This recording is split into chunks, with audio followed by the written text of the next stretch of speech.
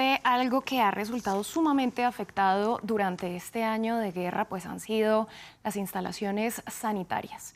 Es solo un estimado, son alrededor de 500 ataques lo que ha sufrido esta red a lo largo y ancho del país. Y para hablar justamente de salud y de otros temas relacionados con este ámbito nos acompaña en el estudio nuestra compañera Mar Romero. Mar, bienvenida. Muchas gracias a todos.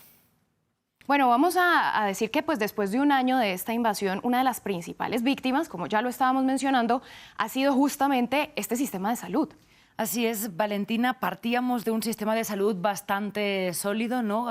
Ucrania al final es un país europeo que tenía algunos problemas, algunas deficiencias, pero que tenía una red bastante extendida de atención sanitaria y que un año después ahora eso es una sombra de lo que era. Repasamos esas cifras que estabas mencionando de la Organización Mundial de la Salud. En este año de conflicto se han registrado 747 ataques a infraestructura sanitaria. Estamos hablando de hospitales, pero también centros de salud diversos, también se cuentan las ambulancias, sobre todo en zonas del este de Ucrania, pero también en zonas más en el oeste de Ucrania, hasta Lviv se han registrado ataques contra la infraestructura sanitaria. Se calcula también que aproximadamente 1 de cada 10 hospitales ucranianos está dañado. Pero no solo la infraestructura, también son los trabajadores de la salud. 131 trabajadores de la salud han quedado heridos y 101 han llegado a perder la vida. Todo esto sin contar los que han sufrido también de otras formas. Se han registrado decenas de arrestos, han habido retenciones, han habido secuestros, han habido hospitales que se quedan sin luz, sin energía, aunque no hayan recibido un ataque directo. Y es un momento pues, imprescindible para recordar que al final estos lugares de salud, estos centros de salud suelen ser lugares de vínculo comunitario, ¿no? También, y que al atacar no solo atacan la atención a la salud, sino también atacan esta referencia de la institucionalidad y de las referencias de las comunidades. Mar, a propósito de lo que usted menciona, de estas afectaciones a los centros de salud, uno de los ejemplos que dio la vuelta al mundo fue el bombardeo al hospital de Mariupol. Cuéntenos. Sí, recordamos, estoy segura que todos recordamos esas imágenes de una mujer embarazada saliendo de un hospital materno-infantil que había sido bombardeado en Mariupol, esta ciudad portuaria que ahora ha quedado pues, bajo dominio del ejército ruso después de días y días de bombardeos muy intensos durante el mes de marzo, sobre todo el año pasado. El 80% de la infraestructura sanitaria de esta ciudad, por ejemplo, está destruida. Como un ejemplo, eso que decíamos, como más al este, más cerca del conflicto, más daños hay sobre la infraestructura. Y estas cifras, y particularmente este caso de Mariupol, nos hizo abrir mucho debate sobre si está siendo una estrategia deliberada, militar rusa, atacar estas infraestructuras sanitarias o no. Hay un rango de opiniones amplio aquí, pero lo que no hay duda es que al final este tipo de ataques son una infracción flagrante del derecho internacional. Eso no hay duda. Aquí estamos viendo algunas imágenes de unos doctores precisamente de Mariupol que escaparon de la ciudad después de este asedio ruso y que en Kiev han abierto una nueva ala en un hospital para seguir haciendo su trabajo ahora con personas desplazadas del resto del país. Recuerdan cómo fueron los ataques y lo vamos a escuchar. Los soldados rusos llegaron al hospital e implementaron sus propias reglas. Todos los pisos estaban completamente controlados por los soldados. Contaron a los pacientes, contaron los empleados para que nadie se fuera. Dijeron que si los doctores se iban, les dispararían. Nuestros doctores, especialistas y todos los que conocemos, cada vez que hablamos nos decimos que, sin duda, volveremos. Mariupol es Ucrania. Mariupol es Ucrania. Mar, ¿cuáles son las consecuencias sobre la salud de esta falta de infraestructura? Sí, estábamos hablando de esta infraestructura destruida, de la interrupción de luz y energía, y todo eso tiene un gran impacto sobre el acceso a la salud, sobre todo de los ucranianos. Según, de nuevo, un informe de la Organización Mundial de la Salud, 1 de cada 3 ucranianos buscó acceder a tener atención primaria en Ucrania este último año, una proporción bastante más alta de lo que sería en un país pues, que no estuviera viviendo un conflicto, y la mitad encontró barreras en ese acceso a la salud, no logró o tuvo dificultades para conseguir la atención que necesitaba. Además, 1 de cada 5 no consiguió la medicación necesaria para tratar sus condiciones, algo que se eleva a 1 de cada 3, es decir, 1/3 de la población en caso de zonas ocupadas o en conflicto. Entrevistamos a Pepe Fernández, que es director de Médicos del Mundo, que nos daba más detalles. Es decir, hay un cúmulo de circunstancias que generan una situación de altísima precariedad en todo lo que podamos llamar sistema sanitario o infraestructuras de asistencia sanitaria. De hecho, la otra gran circunstancia es que la población que tiene dificultades adicionales de movilidad, como puede ser la población mayor o las personas con cualquier tipo de discapacidad que afecte a la autonomía en cuanto a la movilidad, tienen prácticamente imposible el acceso a los servicios sanitarios. Mar, uno de los problemas que usted mencionaba allí era la falta de acceso a medicamentos. Cuéntenos más acerca de ello.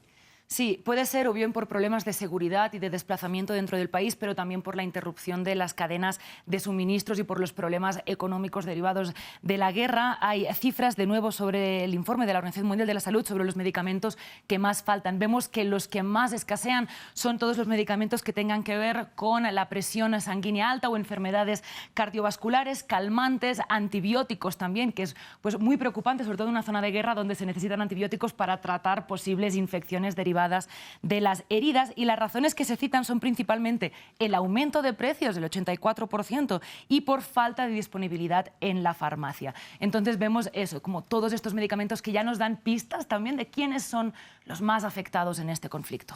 Bueno, Mar, ¿quiénes son? Le pregunto a usted, pero también se lo pregunto a nuestra invitada. ¿Quiénes son realmente los más afectados por estas interrupciones en el sistema sanitario? ¿Podemos hablar de una población en particular o estamos hablando del grueso del pueblo ucraniano? Sí, antes de seguir interviniendo, queríamos escuchar una de esas respuestas que nos dio precisamente Pepe Fernández de Médicos del Mundo. Escuchémoslo. Toda la carga de enfermedad, vamos a llamar crónica, por ponerle una denominación, me estoy refiriendo, por ejemplo, a personas con diabetes, con insuficiencia renal, con hipertensión, con otras enfermedades cardiovasculares, con cáncer. Todos estos procesos se han visto afectados en la continuidad de los tratamientos por la ruptura también de los stocks de medicamentos y de otros productos y equipos sanitarios. Mar, ahora sí, retomo a preguntarle, y a usted también, a nuestra invitada Aneta, ¿quiénes son las personas más afectadas por estas interrupciones en el sistema sanitario? ¿Podemos hablar grupos específicos más afectados o el grueso de la población se ve completamente afectada? Vamos a decir que en las zonas donde hay bombardeos sufre toda la población civil, pero personas que no se pueden mover, que son ancianos y no pueden salir de sus casas, esto significa para ellos una falta de posibilidad de salvar sus vidas. ¿Y qué decir de los padres con los pequeños niños que tenían que tomar una opción? No pueden enviar los niños si son muy pequeños para que estén en otro lugar, en otro país, si no están con ellos. Y vamos a hablar y de efectos sobre todo el medio ambiente. Hemos visto muchos cuadros en donde se ven personas que se evacúan con sus mascotas y donde sufre toda la naturaleza. Esta guerra de verdad nos hace recordar el concepto de la guerra total. Todos son afectados. Y de la misma forma que todos son afectados en el concepto de guerra total, también sucede ese concepto de salud global, ¿no? Lo que afecta la economía afecta a la salud, lo que afecta al medio ambiente afecta a la salud. Entonces, son muchas las aristas que se ven aquí. También yo, por mi parte, quería recordar todos esos pacientes que necesitan tratamiento, como hablaba el doctor, ¿no? Y de hipertensión, diabetes, pero también, por ejemplo, las personas que viven con VIH, que necesitan acceso a antirretrovirales y que no necesitan estar necesariamente en zonas de un conflicto muy intenso para que vean interrumpido esa necesidad y pues para poder tener esos tratamientos, o los pacientes de cáncer, que sabemos que es muy grave que tengan sus tratamientos interrumpidos. Entonces, como vemos, son distintas las cosas que suceden en el este del oeste, pero al final afecta a todo el mundo. Mar, y a largo plazo, ¿cómo puede impactar en la salud esta situación de conflicto? Claro, la guerra por ahora parece que no vaya a acabarse pronto, al menos en un corto plazo, y hay consecuencias que ya estamos viendo, como estas que estábamos mencionando, pero también hay consecuencias a largo plazo en los próximos años. Precisamente también de eso nos contaban desde Médicos del Mundo. Ha habido, por una parte, carencias en la detección precoz o en la detección de muchos problemas de salud que cuando emerjan pues van a tener un nivel de extensión y de gravedad mayor que el que pudieran haber tenido de haberse detectado previamente. Y luego las enfermedades ya crónicas que requieren un seguimiento, un control en el tiempo, pues también pues tienen que aparecer pues agravamientos y secuelas por falta de control.